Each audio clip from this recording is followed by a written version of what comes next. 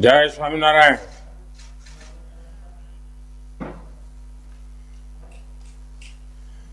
इस पवित्र कार्यक्रम को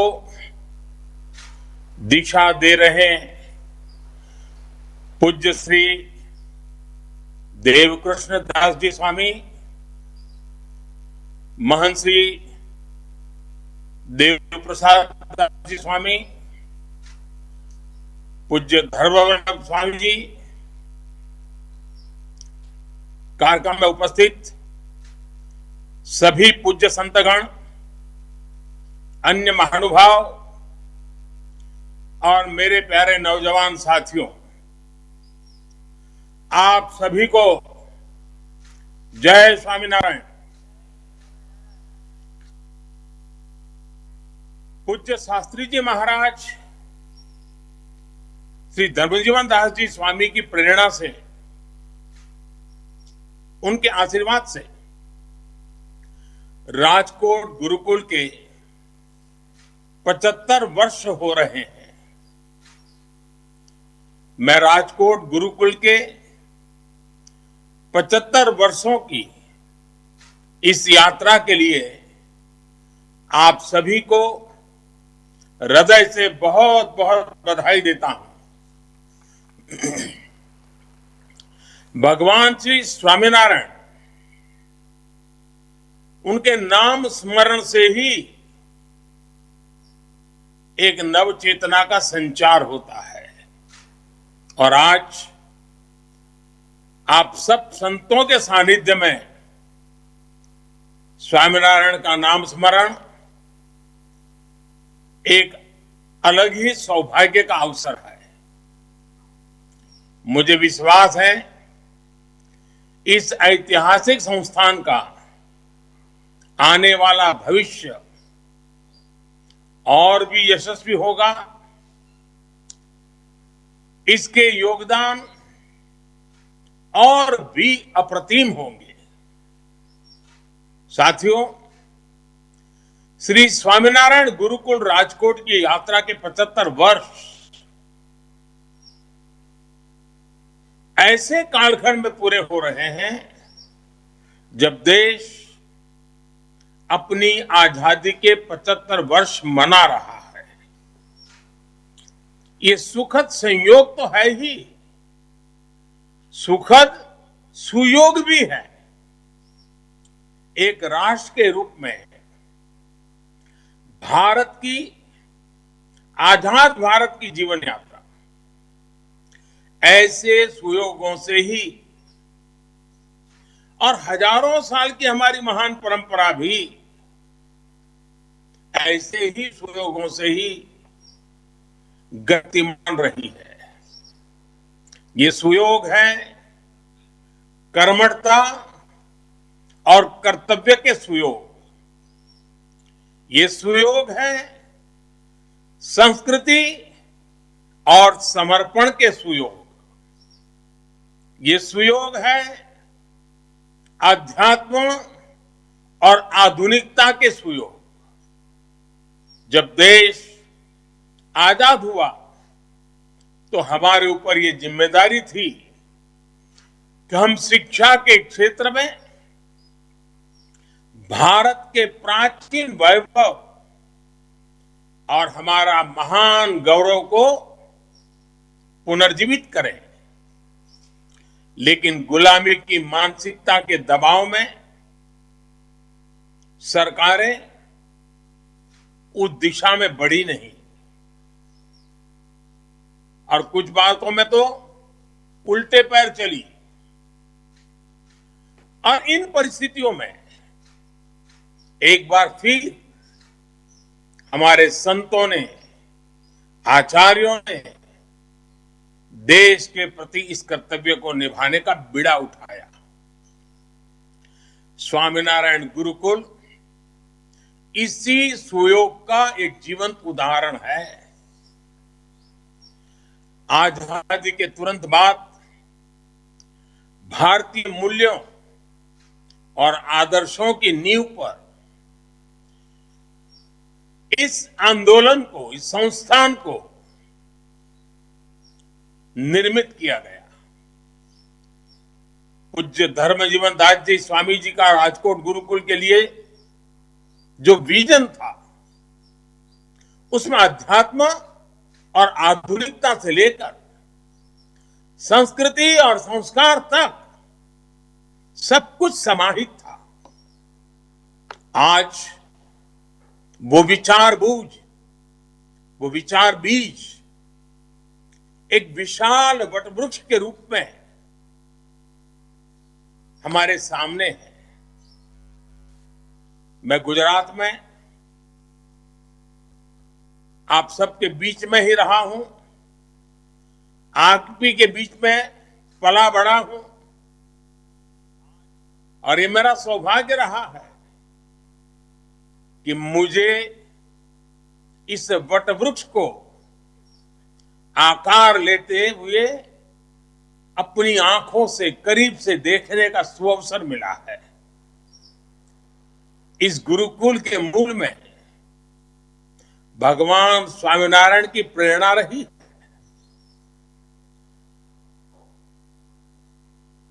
प्रवर्तनीया सद्विद्या भुवि यत् सुकृतम महत्, अर्थात सत विद्या का प्रसार संसार का सबसे पवित्र, सबसे महत्वपूर्ण कार्य है।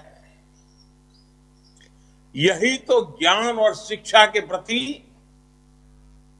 भारत का वो शाश्वत समर्पण है जिसने हमारी सभ्यता की नींव रखी है। इसी का प्रभाव है कि कभी राजकोट में केवल 7 विद्यार्थियों के साथ आरंभ हुए गुरुकुल विद्या प्रतिष्ठानम की आज देश विदेश में करीब 40 शाखाएं हैं। हर वर्ष यहां हजारों की संख्या में विद्यार्थी आते हैं। पिछले 75 वर्षों में गुरुकुल ने छात्रों के मन मस्तिष्क को अच्छे विचारों और मूल्यों से सींचा है ताकि उनका समग्र विकास हो सके। आध्यात्म के क्षेत्र में समर्पित युवाओं से लेकर इसरो और बार्क में वैज्ञानिकों तक हम गुरुकुल परंपरा ने हर क्षेत्र में देश की मेघा को पोषित किया है। और गुरुकुल की एक विशेषता हम सब जानते हैं और आज के युग में हर किसी को वो प्रभावित करती है। बहुत कम लोगों को मालूम है कि उस कठिन काल में भी और आज भी ये गुरुकुल एक ऐसा संस्थान है जो हर गरीब छात्र से शिक्षा के लिए एक दिन का केवल 1 रुपया फीस लेता है। इससे गरीब विद्यार्थियों के लिए शिक्षा पाने का रास्ता आसान हो रहा है। साथियों, आप सभी जानते हैं कि भारत में ज्ञान ही जीवन का सर्वोच्च उद्देश्य रहा है। इसलिए जिस कालखंड में दुनिया के दूसरे देशों की पहचान वहां के राज्यों और राजकुलों से होती थी, तब भारत को भारत भूमि के गुरुकुलों से जाना जाता था। गुरुकुल यानी गुरु का कुल, ज्ञान का कुल। हमारे गुरुकुल सदियों से समता, ममता, समानता और सेवा भाव की वाटिका की तरह रहे हैं।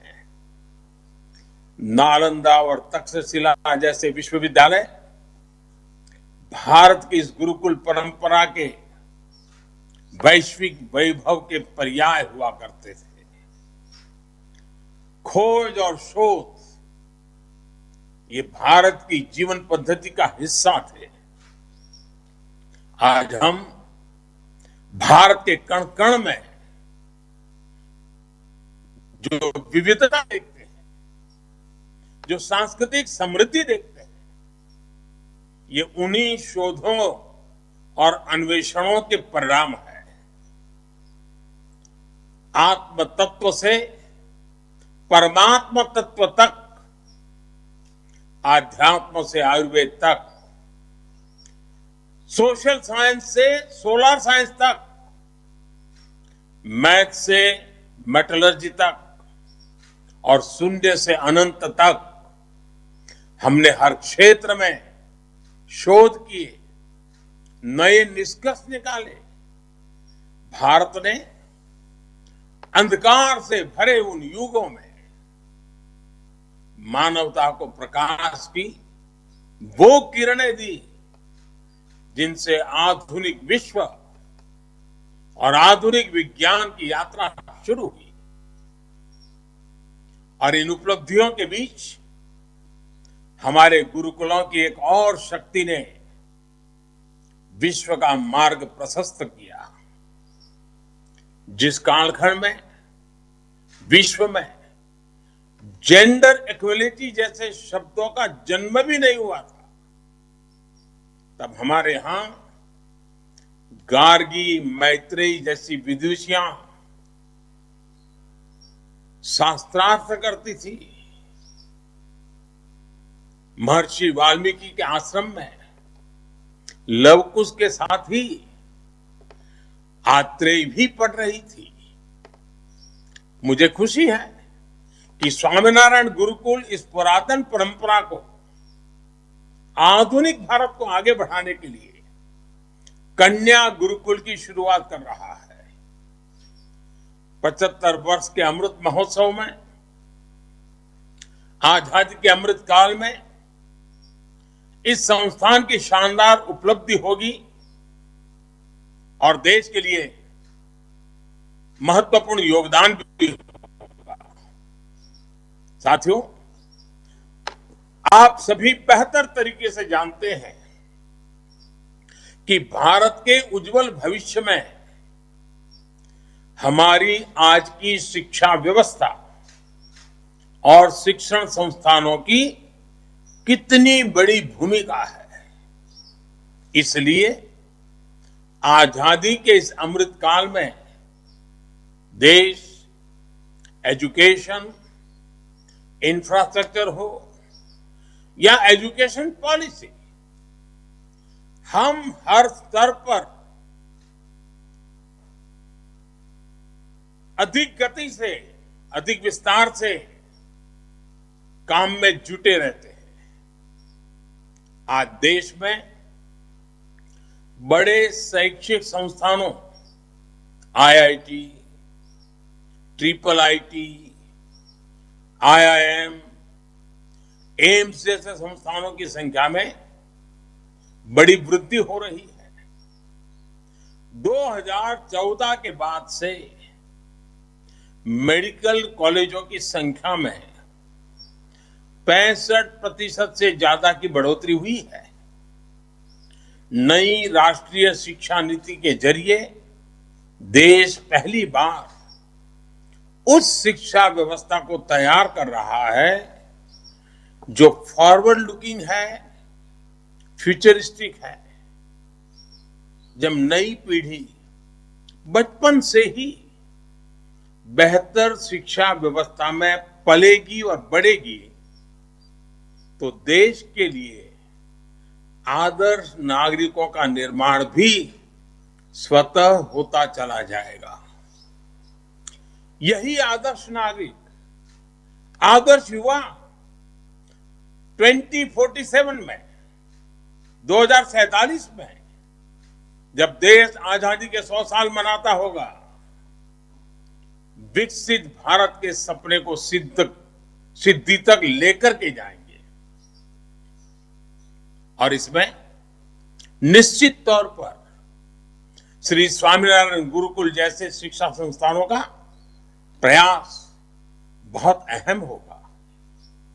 साथियों, अमृतकाल की अगले 25 वर्षों की यात्रा में आप संतों का आशीर्वाद और आप सभी का साथ बहुत महत्वपूर्ण है। आज भारत में और भारत के संकल्प भी नए हैं, उन संकल्पों की सिद्धि के प्रयास भी नए हैं। आज देश डिजिटल इंडिया, आत्मनिर्भर भारत, वोकल फॉर लोकल, हर जिले में 75 अमृत सरोवरों का निर्माण, एक भारत श्रेष्ठ भारत के विजन को लेकर आगे बढ़ रहा है। सामाजिक बदलाव और समाज सुधार के इन कार्यों में भी सबका प्रयास करोड़ों लोगों के जीवन को प्रभावित करेगा। मुझे विश्वास है स्वामीनारायण गुरुकुल, विद्या प्रतिष्ठानम जैसे संस्थान इस संकल्प यात्रा को इसी तरह ऊर्जा देते रहेंगे। और जब मैं आज आप सब संतों के बीच में आया हूं, 75 साल की एक बहुत बड़ी यात्रा जिसे आपने सफलतापूर्वक आगे बढ़ाया है, अब इसका विस्तार देश के युवाओं के लाभ में भी होना चाहिए। क्या मैं स्वामीनारायण गुरुकुलों से आज एक प्रार्थना कर सकता हूं? हमारा जो नॉर्थ ईस्ट है, आप तय करें कि हर वर्ष कम से कम 100 युवक 15 दिन के लिए नॉर्थ ईस्ट जाएंगे। नागालैंड है, मिजोरम है, अरुणाचल प्रदेश है, त्रिपुरा है, सिक्किम है। 15 दिन वहां जाना, वहां युवकों से मिलना, उनसे परिचय बढ़ाना, वहां की चीजों को जानना, आकर के उसके ऊपर लिखना। हर वर्ष कम से कम 150 युवक 15 दिन के लिए वहां जाएं। आप देखिए 75 साल पहले हमारे संतों ने कितनी कठिनाइयों में इस यात्रा को आरंभ किया होगा। आपको वहां जाकर के लिखेगा कि कितने होनहार युवक हमारे नॉर्थ ईस्ट में है। अगर उनके साथ हमारा नाता जुड़ जाता है तो देश के लिए वो एक नई ताकत जुड़ जाएगी। आप कोशिश कीजिए। उसी प्रकार से क्या हमारे संत समुदाय में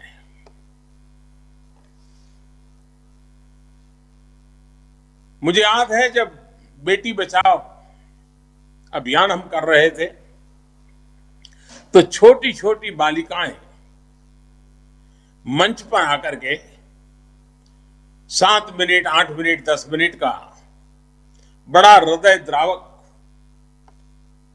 और बड़े अभिनय के साथ भाषण करती थी, सारे ऑडियंस को रुला देती थी और वो कहती थी, मां के गर्भ में से वो बोलती थी कि मां मुझे मत मारो। भ्रूण हत्या के खिलाफ आंदोलन का बहुत बड़ा नेतृत्व हमारी बेटियों ने गुजरात में किया था। क्या हमारे गुरुकुल के विद्यार्थी धरती माता के रूप में लोगों को संबोधित करें कि मैं तुम्हारी मां हूं, मैं तुम्हारे लिए अन्न, फल, फूल सब पैदा करती हूं, मुझे मत मारो। ये फर्टिलाइजर, ये केमिकल, ये दवाइयां, मुझे उसे मुक्ति दो। और प्राकृतिक खेती की तरफ प्रेरित करने के लिए किसानों के बीच में मेरे गुरुकुल के विद्यार्थी इस प्रकार से स्ट्रीट प्ले करे, शेरी नाटक करे। बहुत बड़ा अभियान गुरुकुल हमारे चला सकते हैं और मुझे खुशी है कि गुजरात के हमारे गवर्नर श्रीमान आचार्य देवव्रत जी के नेतृत्व में प्राकृतिक खेती का बहुत बड़ा अभियान चला है। आप भी जैसे मनुष्य को व्यसन से मुक्ति का अभियान चला रहे हैं, वैसे ही धरती माता को इस प्रकार के जहर से मुक्ति का प्रण लेने के लिए किसानों को प्रेरित करने का काम कर सकते हैं। क्योंकि गुरुकुलों में जो लोग आते हैं वो मूल गांव से, किसानी परिवार से आते हैं। उनके माध्यम से बात बड़ी सरलता से पहुंच सकती है।